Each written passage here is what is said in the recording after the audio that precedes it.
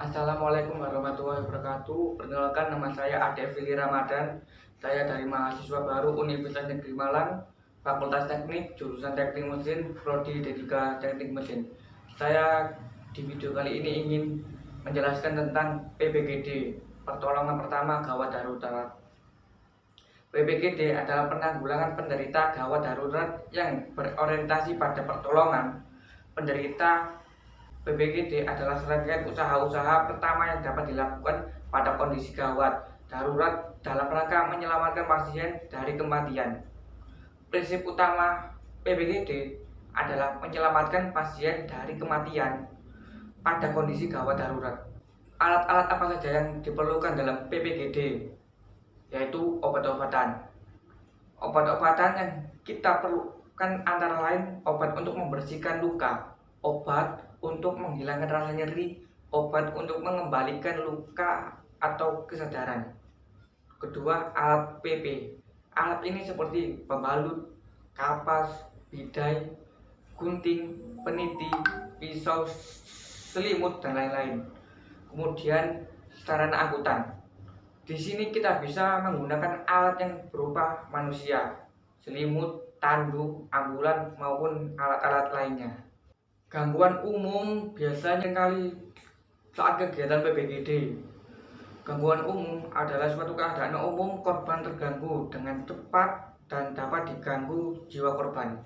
Gangguan ini meliputi gangguan pernafasan, gangguan kesadaran, dan gangguan penderita darah. Tingkat tindakan pertolongan ini dimaksudkan untuk menghindari bahaya maut. 1. Gangguan pernafasan. Pernafasan adalah hal paling utama yang harus diperhatikan pada saat PPGD diawali dengan sulit bernafas dan akhirnya tidak bisa bernafas stabil. Hal ini disebabkan oleh sumbatan jalan nafas, menghindari gas, pembekakan paru-paru, dan kencangkan otot perut. Tindakan pertolongan dalam keadaan hal tersebut antara lain: 1. Respon suara, respon nyeri, minta bantuan, buka jalan nafas. Apabila korban dalam keadaan tidak sadar, maka lakukan cek nadi. Jika negatif, lakukan RGP. Tentukan titik kompresi, lakukan RGP. Dan setelah gangguan pernafasan, ada juga pendarahan. Suatu keadaan di mana otak dan alat vital dalam tubuh kekurangan darah secara cepat dapat mengancam jiwa korban. Penyebabnya antara lain kekurangan darah atau cairan dalam tubuh, nyeri yang hebat, dan lain-lain. Tanda-tanda pucat, kulit lebam, nadi lemah, gelisah, pernafasan cepat dan tak teratur, dan mata terlihat sangat cekung. Tindakan pertolongan yaitu dengan cara paling umum atasi pendarahan antara lain seperti tekan langsung, tekan dengan penutup luka, umumnya berhenti setelah 5-15 menit.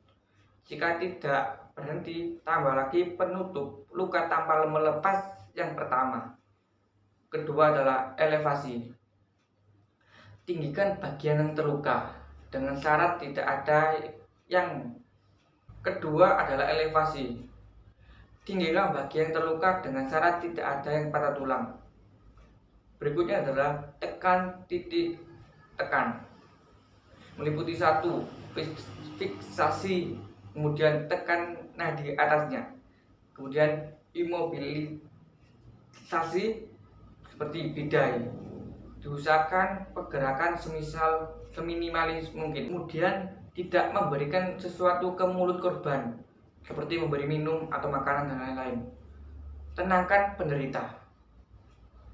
Kemudian setelah pendarahan dan juga gangguan pernafasan, ada juga cedera jaringan lunak.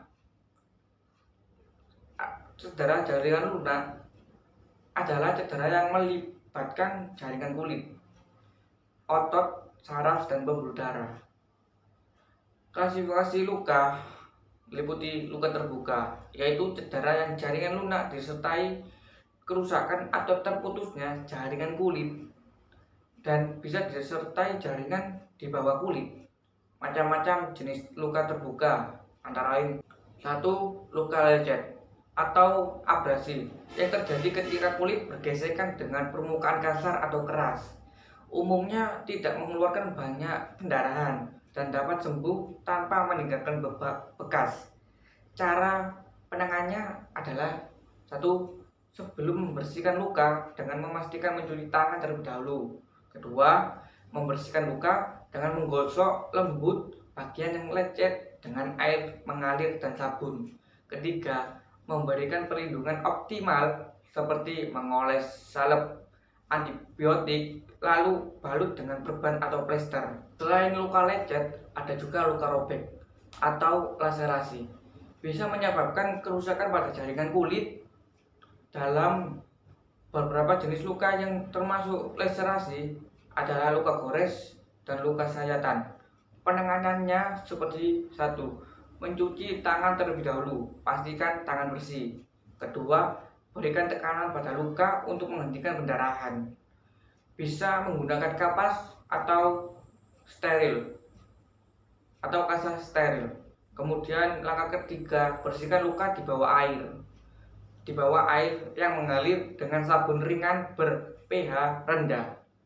Kemudian langkah keempat, angkat bagian tubuh yang terluka lebih tinggi dari dada dan mengendalikan pendarahan. Berikutnya, tutup luka dengan perban. Luka robek dan luka lecet, ada juga luka tusuk. Biasanya disebabkan oleh benda tajam yang runcing. Luka tusuk umumnya mengenai jaringan kulit yang lebih tajam. Terkadang bisa mengeluarkan banyak darah. Namun tusukan yang terlalu dalam dapat merusak organ dan jaringan di bawah kulit. Oleh karena itu, infeksi lebih tinggi karena cenderung sulit dibersihkan. Penanganannya seperti berikut: satu, mencuci luka di bawah aliran air. Kedua, oleskan obat merah atau larutan antiseptik dan balut dengan perban. Ketiga, membalut luka tusuk terlalu ketat karena malah akan meningkatkan risiko infeksi luka. Berikutnya adalah untuk memastikan proses penyembuhan luka tidak terganggu, pastikan kondisi luka tusuk segera ke dokter atau instansi medis terdekat. 5. Pada kasus pendarahan luar yang besar, sesegera mungkin mendapatkan bantuan medis untuk mengatasi luka tersebut. Selain luka tusuk, ada juga luka bakar, disebabkan oleh panas yang berlebih seperti paparan sinar matahari, tersiram air panas, kontak dengan api, bahan kimia, dan lain-lain. Penanganannya seperti: satu, segera dinginkan area yang terbakar dengan air yang mengalir, atau tempelkan kompres dingin sampai sakitnya berkurang pada luka bakar ringan. Saat mengalami luka bakar derajat tinggi, perlu segera mendapat pertolongan medis. Luka ini membutuhkan waktu lebih lama untuk sembuh. Setiap jenis luka bakar perlu mendapatkan perawatan luka secara rutin untuk mempercepat penyembuhan sekaligus menghindari timbulnya bekas luka bakar yang sulit hilang. Kemudian luka tertutup, yaitu cedera jaringan lunak seperti disertai kerusakan atau terputusnya jaringan kulit dan bisa disertai jaringan di bawah kulit. Macam-macam luka tertutup antara lain: satu, kontusio. Jenis luka tertutup paling umum. Penyebab kontusio adalah benturan benda tumpul yang merusak pembuluh darah kecil, otot jaringan di bawahnya. Pada beberapa kasus juga dapat menyebabkan kerusakan pada tulang. Kemunculan luka ditandai dengan memar berwarna kemerahan hingga kebiruan di area terdampak. Kedua, hematoma. Serupa dengan kontusio, hematoma juga disebabkan oleh gangguan pada pembuluh darah kecil dan kapiler yang mengakibatkan penggumpalan darah pada area yang terluka. Luka tertutup juga harus segera mendapatkan perawatan luka yang sesuai. Pengobatan bertujuan untuk mengontrol rasa sakit serta mencegah peradangan menyebar lebih luas. Jika masalah ringan, cukup mengopres menggunakan es atau air dingin pada area yang terluka. Istirahatkan serta tinggikan bagian tubuh yang terluka. Berikutnya adalah pembidaian. Adalah upaya untuk menstabilkan dan mengistirahatkan bagian yang diduga patah, kesleo, atau cedera sandi. Tujuan pembidaian antara lain mencegah pergeseran dari ujung tulang yang patah, mengurangi terjadinya cedera baru di sekitar bagian tulang yang patah, memberi kesempatan istirahat pada anggota badan yang patah, mengurangi rasa nyeri, mempercepat penyembuhan. Berikutnya adalah kedaruratan medis, seperti 1. Histeria, gangguan pada gerak-gerik jiwa dan rasa dengan gejala luapan emosi yang sering tidak terkendali, seperti tiba-tiba berteriak-teriak, menangis, tertawa, mati rasa, lumpuh, dan berjalan dalam keadaan sedang tidur. Cara mengenanginya seperti tenangkan, atur pernapasan, hindari dari massa, dampingi dan awasi terus. Kedua adalah setelah hiperhisteria, yaitu pingsan. Cara menangani pingsan seperti baringkan di tempat teduh dengan posisi kaki lebih tinggi apabila wajah penderita pucat, dan posisikan kepala lebih tinggi dari jantung apabila wajah penderita tampak merah. Longgarkan pakaian. Usahakan dapat menghirup udara segar. Rangsang dengan bau-bauan. Awasi terus napas dan nadi. Posisikan stabil. Berikutnya adalah kedaruratan lingkungan. Meliputi 1. Kram panas. Kejang atau kram pada otot yang dapat menyebabkan penderita tak sadarkan diri akibat ketidakseimbangan cairan serta garam selama melakukan kerja fisik yang berat di lingkungan panas. Tanda-tandanya antara lain nyeri, kejang otot perut, lengan atau kaki, mual dan merasa sangat lelah, pingsan. Dan cara mengatasinya, baringkan di tempat yang teduh, berikan pijatan ke arah jantung dan bagian yang kram. Berikutnya adalah beri minum jika ada campur dengan sedikit garam. Hindari pekerjaan fisik berat selama beberapa menit sampai berhenti. Kemudian paparan dingin atau hipotermia merupakan kondisi yang saat temperatur tubuh menurun drastis di bawah suhu normal yang dibutuhkan oleh metabolisme dan fungsi tubuh, yaitu di bawah 35 derajat Celcius. Kondisi ini harus mendapatkan penanganan segera karena dapat menyebabkan gangguan pada sistem saraf dan fungsi organ lain dalam tubuh. Selain itu, juga dapat berujung pada kegagalan sistem pernafasan, sistem sirkulasi jantung, dan kematian. Ada beberapa jenis hipotermia. 1. Hipotermia sedang. Tanda-tandanya menggigil, terasa melayang, halusinasi, napas cepat, nadi lambat, gangguan penglihatan, respon menurun. Hipotermia berat meliputi napas lambat, nadi lambat, tidak ada respon, manik mata melebar dan tidak bereaksi, alat gerak kaku, tidak menggigil. Penanganan saat hipotermia. 1. Bawa masuk ke dalam tenda saat Anda berada di gunung atau lagi muncak. Kedua, ganti baju basah dengan pakaian kering termasuk pakaian dalam. Berilah minuman hangat. Beri makanan berkalori tinggi.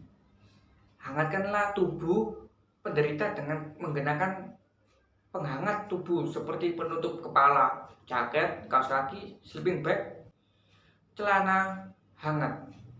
Jika memungkinkan, buatlah api di luar tenda dan arahkan hangat panas api ke dalam tenda. Pastikan penderita selalu dalam keadaan sadar, tidak tertidur. Ajak bicara penderita agar selalu dalam keadaan terbangun. Berikutnya, berbagi panas tubuh seperti memegang tangan dan memeluk penderita. Metode skin to skin merupakan langkah terakhir apabila penderita benar-benar dalam kondisi gawat serta tidak ada solusi lagi. Dilakukan dengan etika. Berikutnya adalah kejadian khusus. Kejadian khusus ini biasanya seperti gigitan ular, patah tulang, dan lain-lain. Gigitan ular, cara penanganannya, tenangkan dan istirahatkan. Cuci luka gigitan dengan air dan sabun. Posisikan luka lebih rendah dari jantung. Lakukan pembidaian, upaya gerakan korban seminimalis mungkin. Jangan lakukan 3 hal. 1. Menghisap racun dengan mulut. Kedua, menyayat luka dengan gigitan. Ketiga, memberikan alkohol atau perangsang lain untuk membuat peredaran darah bertambah cepat. Kemudian patah tulang. Ada 2 jenis patah tulang, yaitu patah tulang tertutup dan patah tulang terbuka. Tanda-tandanya sakit pada tulang yang patah, terutama bila digerakkan. Bentuk tulang yang patah mendorong dalam. Bagian yang patah tampak terlihat pendek, mungkin bengkak dan memar. Pertolongannya adalah dengan membatasi gerakan luka yang patah dengan bidai. Kemudian gejala khusus lainnya adalah serangan tawon. Jangan sepelekan serangan tawon. Apabila tersengat lebah atau tawon, saat itu juga mereka menyuntikkan racun ke bagian tubuh yang tersengat. Racun tersebut akan langsung menyebabkan kerusakan di area sekitar sengatan.